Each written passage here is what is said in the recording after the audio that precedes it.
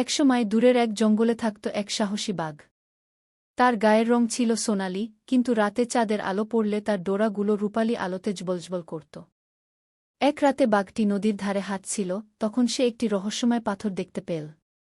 পাথরের ভিতর থেকে ফিসফিস করে একটি কণ্ঠ বলল, আমাকে সক্রিয় করো, আমি তোমাকে অদ্ভুত শক্তি দেবগু।